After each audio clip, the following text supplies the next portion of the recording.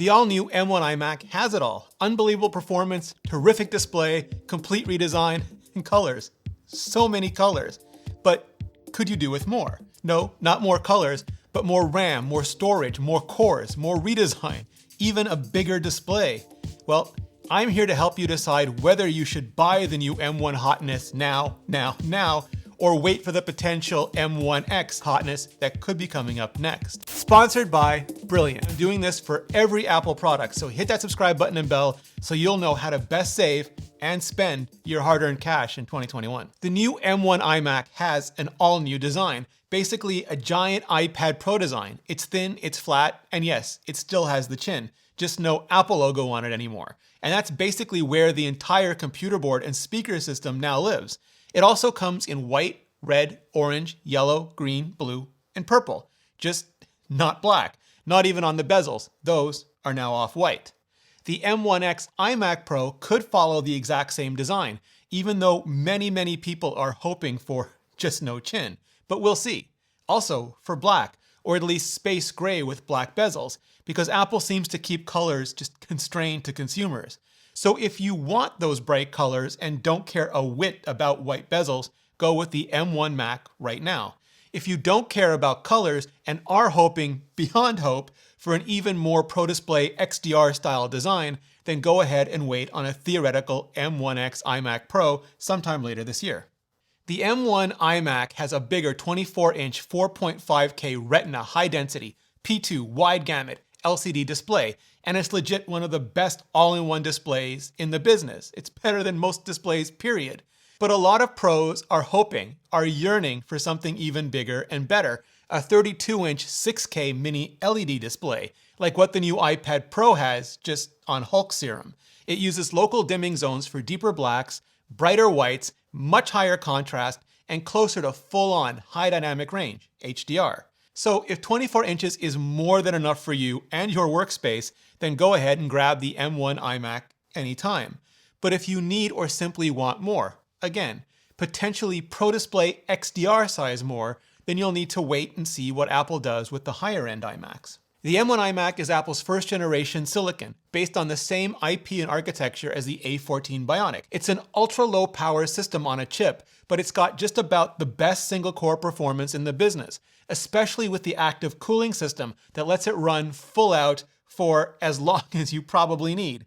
It's just so far beyond the old entry-level Intel iMacs that it is not even funny. But it's the ultra low power version, and that means, yes, there will likely be a higher power option, an M1X, or whatever Apple ends up calling the chipset that adds even more performance and graphics cores for even better multi-core performance. Maybe even lets the single core run just a little bit faster as well.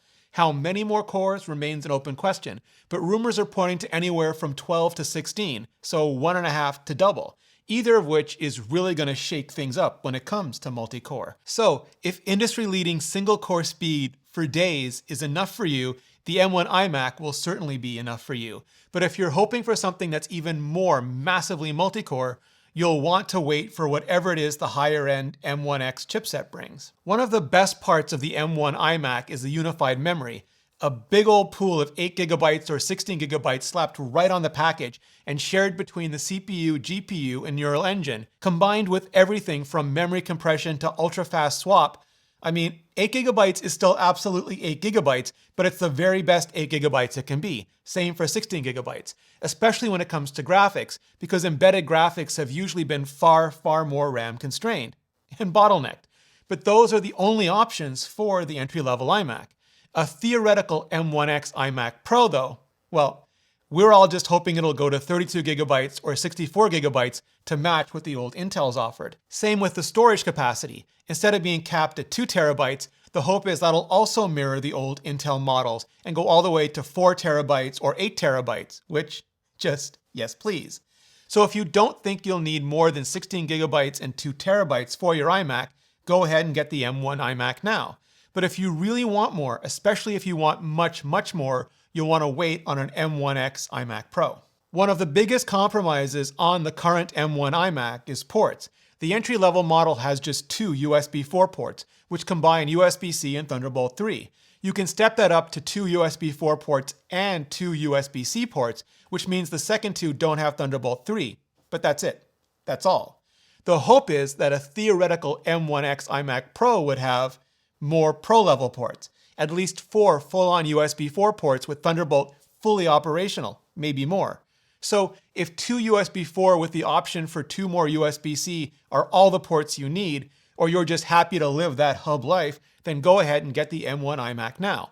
But if you're willing to wait, 4 full-on USB 4 ports, maybe more, could be yours with a theoretical M1X iMac Pro. The new M1 iMacs finally come with the option for Touch ID on the Apple Magic Keyboard, just 8 short years after coming to the iPhone and 5 after coming to the MacBook Pro.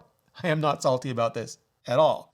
Still no Face ID though, not even 4 years after coming to the iPhone, and I am salty about that.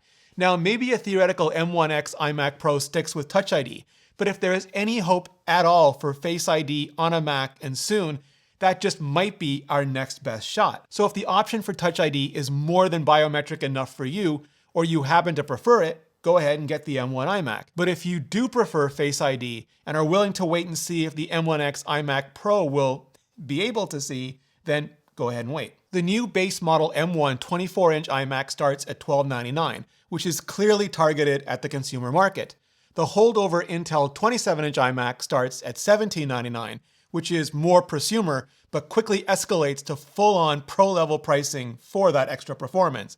Apple could hold the line on those prices for the theoretical M1X 32-inch iMac Pro, or they could bump them up slightly to pay down whatever new technologies, like mini LED, they end up including. Or they could have options with both. We'll just have to wait and see. My always advice is to wait as long as you possibly can to buy, then buy when you absolutely need to buy, and then just enjoy the hell out of whatever it is you do buy with no regrets, because there will always be something new and something next.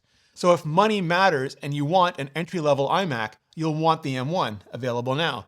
But if money and time are no object and you're just lusting after a higher-end iMac, you'll want to wait on a potential M1X iMac Pro. Now, if you still can't decide, why not leave it to machine learning or probability theory or, I don't know, neural networks, algorithms, also math, science, computer science, logic, deduction, quantum mechanics, game theory, physics, cryptocurrency, all of it, so much more, then check out Brilliant, a website and app built on learning while doing and solving real challenges in real time, with no memorizing long, messy formulas or fact sheets, no tests or grades. Just go to brilliant.org/Rene Ritchie or click the link in the description. Pick a course and get started now, today. Brilliant.org/Rene Ritchie. And clicking on that link really helps out this channel. And then watch this video where I go over all the latest news on that potential next generation Apple Silicon iMac Pro. Give it a watch, and I'll see you in the video.